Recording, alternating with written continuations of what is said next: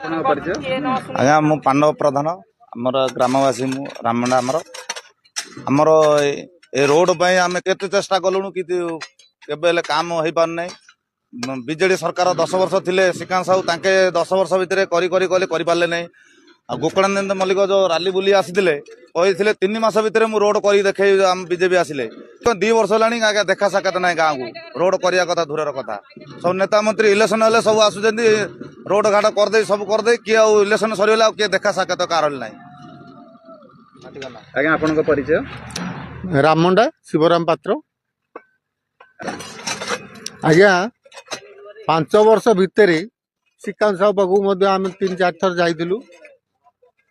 କିଲୋମିଟରଟେ ଭିତରେ ଆମର 2ଟା ୱାର୍ଡ ଅଛି। 2ଟା ୱାର୍ଡରେ ପ୍ରାୟ 150-170 ଘର ଆମର ବସ୍ତି ଅଛି। କିନ୍ତୁ ଏ ରୋଡ କାମ ପାଇଁ 10 ବର୍ଷ ହେଲା ଆମେ ଗାଁ ଲୋକ ବହୁତ ଚେଷ୍ଟା କଲୁଣୁ।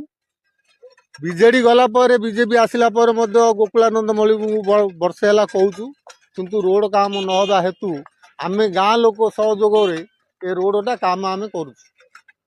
ବର୍ଷା ଦିନ ହେଲେ ଆମର ପିଲାମାନେ ସ୍କୁଲକୁ ଯିବା ଆସିବା ସବୁ ଅସୁବିଧା ହେବା ହେତୁ ଆମେ ବାଧ୍ୟ ହୋଇ ଗାଁ ଲୋକ 7 ଦିନ କି 8 ଦିନ ଆମେ ପରିଶ୍ରମ କରି ଏ ରୋଡଟାକୁ ସମତଳ କରୁ।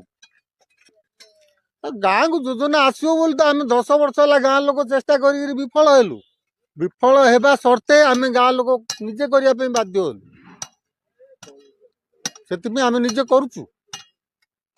ଆମ ଗାଁକୁ ଆମ୍ବୁଲାନ୍ସ ଆସିପାରୁନି। ବର୍ଷା ଦିନ ହେଲେ 6 ମାସ ଆଜ୍ଞା ଏ ରୋଡ ବନ୍ଦ ହେଇଯାଉଛି। ବାକି ଖରା 6 ମାସରେ ଆମେ ଚଳପ୍ରଚଳ ହଉଛୁ। ଆଜ୍ଞା ଆପଣଙ୍କ ପରିଚୟ? ଆଜ୍ଞା ମୁଁ ଶିବରାମ ନାହାକ, ଗ୍ରାମ ରାମଣ୍ଡା। ବହୁ ଆଜ୍ଞା ନେତା ମନ୍ତ୍ରୀ ଆମକୁ ଜଣେଇଛନ୍ତି କି ରାସ୍ତା ହବ କହି ଆମକୁ ଆଜି ଯାଇ କହି ଆସୁଛନ୍ତି, କିନ୍ତୁ ଆଜି ଯାଇ ଆମର ରାସ୍ତାଟା ହେଇପାରିଲାନି।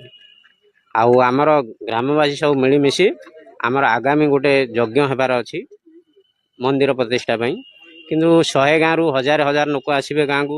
ସେଇ ସକାଶେ ଆମେ ଆମର ରାସ୍ତାଟାକୁ କେମିତି ମରାମତି କରିବୁ, ଗାଁର ସମସ୍ତେ ମିଳିମିଶି ଆମେ ରାସ୍ତାଟାକୁ ମରାମତି କରୁଛୁ ଆଜି।